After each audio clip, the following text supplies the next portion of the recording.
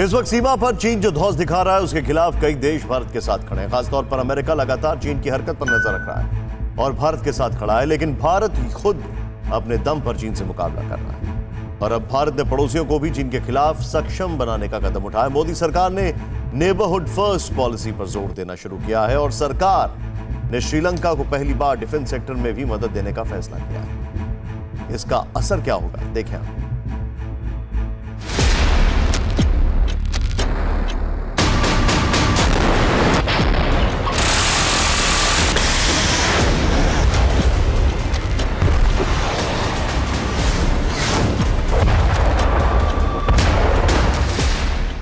हिंद महासागर हो या बंगाल की खाड़ी, अब भारत ड्रैगन को रोकेगा भी, टोकेगा भी और ना मानने पर ठोकेगा।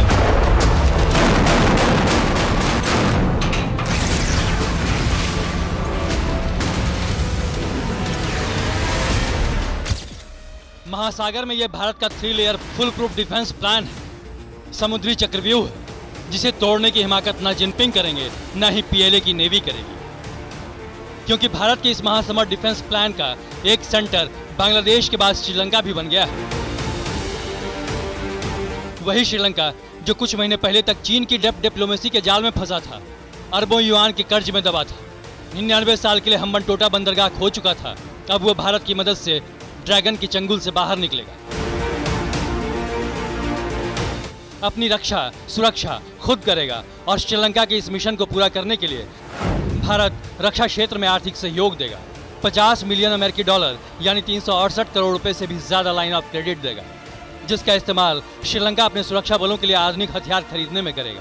भारत एलओसी के तहत श्रीलंका को मॉडर्न हथियार भी देगा। विदेशी सैनिकों की ट्रेनिंग का 50% सीट भी श्रीलंका के जवानों को मिलेगा। अपनी समुद्री सीमाओं पर आधुनिक तकनीक से पेट्रोलिंग बढ़ाएगा ताकि ड्रैगन समंदर में भी हिंदुस्तान पर नजर न उठा सके।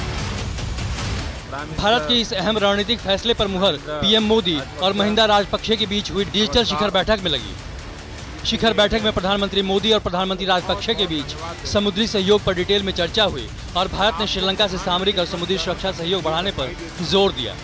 मेरी सरकार की नेबरहुड फर्स्ट नीति और सागर डॉक्ट्रिन के तहत श्रीलंका से संबंधों को हम विशेष और उच्च प्राथमिकता देते हैं। भारत और श्रीलंका बिम्स्टेक, आईओआरए, सार्क मंचों पर भी घनिष्ठ सहयोग करते हैं। हालांकि इस फैसले की नींव साल की शुरुआत में ही राष्ट्रीय सुरक्षा सलाहकार अजीत डोभाल के कोलंबो दौरे पर पड़ गई थी।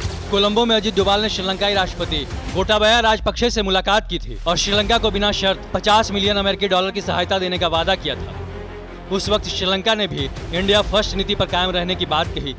भारत के लिए ये रणनीतिक तौर पर दूसरी बड़ी जीत थी, क्योंकि हिंदुस्तान के इस डिफेंस प्लान में बांग्लादेश पहले से शामिल था।